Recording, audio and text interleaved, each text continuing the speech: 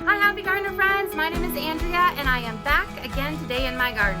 I love gardening, it's my favorite hobby, so I created this channel so I could share some of the fun things that I do here in my garden with you, and so I could meet other people like you who love gardening as much as I do. And today is one of my favorite days. It's the day I get to plant my annuals. It's already the middle of May and I haven't had a chance to plant my annuals because it's been crazy here in Oklahoma.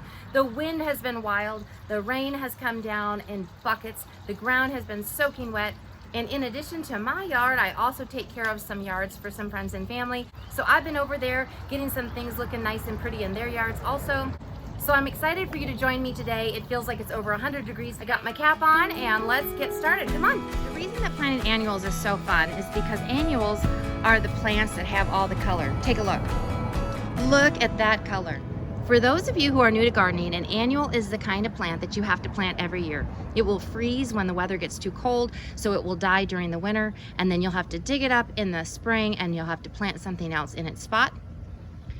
But the annual is also the plant that has the most color, and so that's what makes it really fun. Now a perennial is the kind of plant that grows in your garden, like this rose back here. Isn't it beautiful? It just bloomed out this morning with all this hot sun. My rose back here is in the ground all year long. It does not die in the winter. It doesn't freeze. It's called a perennial. It grows back each year. Well, these are my tulip greens is what I call them. They're the leftovers from the tulips. I let them sit out here and get gross and yellow so that they would nourish the bulb that's down under the ground. I'm going to cut those off now. I've had enough. I've given them plenty of time, and I'm going to plant some annuals right in here. This is my little annual bed.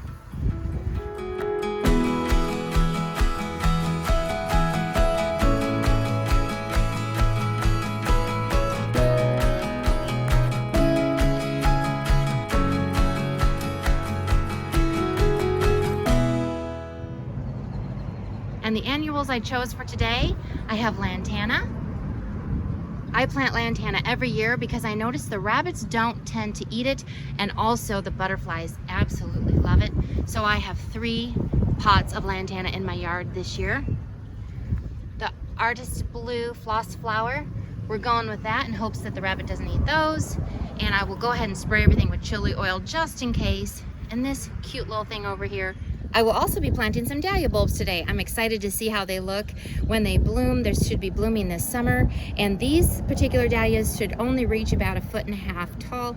So this is something I'm very unfamiliar with, and I'm looking forward to seeing how they turn out. In this package of dahlias, there comes 3 tubers. I call them bulbs. I guess they're actually called tubers. We're gonna plant them in the ground.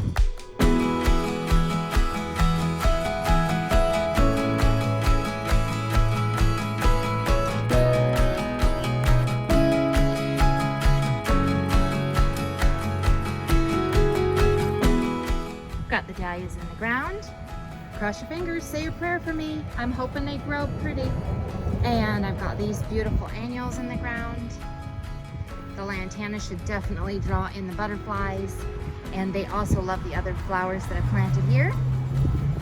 The purple, the yellow, the red, I love the contrast. It looks so pretty. Next up, Mexican heather. We are taking this beautiful flower over here to this main bed. I have fought and fought and fought with these loropetalum. Every year they have frozen. I'm going to move them, and just for now I am going to plant some Mexican heather here in this bed to give me some color and some texture until I decide what I'm going to put there. I just planted the Mexican heather here in the middle flower bed underneath the red crepe myrtle. It's going to look real pretty, and I'm hoping that the rabbit will leave it alone. It didn't bother it last year, and then of course I will also spray it with the chili oil that I've mentioned in my previous videos, and I'll add a little note up here so that you can watch that video if you're interested in knowing how to prevent your rabbits from making a salad bar out of your flower bed. This chili oil has really made a big difference, and I think you'll like finding out more about it too. And last but not least, I'm going to take you on a tour of the containers that I have planted up in my yard. Some years I tend to go a little bit more mild with color and do just whites and greens. This year I went wild with the color, so check it out. Every year I pick a different color scheme, and this year I was inspired by this purple petunia. It looks like velvet. More purple, red, yellow.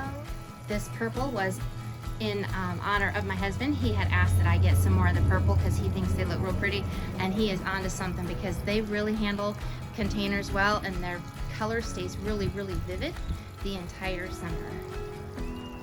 All right, let's take a look over. I like to have something fragrant on my coffee table, we'll call it, on the porch, and this jasmine is not disappointing. It is so fragrant. If you like the fragrance of jasmine, this is a wonderful idea to put on your porch. And I've got my potato vine, of course, because that's what we always have to do here in the South, because potato vines can handle that hot, hot heat. I have a second container over here of the purple and the red petunias. And this is something new that I did this year. This grass has been so beautiful. I could not find a place in my yard for it, so I went ahead and put it in the container. It's probably something I'll do every year because it just fills in the patio so nice. And these polka dots, who can resist a polka dot? And next we'll head to the front yard. With all the excitement going on in the flower bed in the front yard, I went ahead and went with the simple, classic Boston ferns. They like the morning sun and the afternoon shade. They seem very happy with my front porch. Right here around the corner by our entryway, we have our welcome container. I needed some color for an event that I was hosting, so I went ahead and filled it full of pretty bright colors that you can see from the road.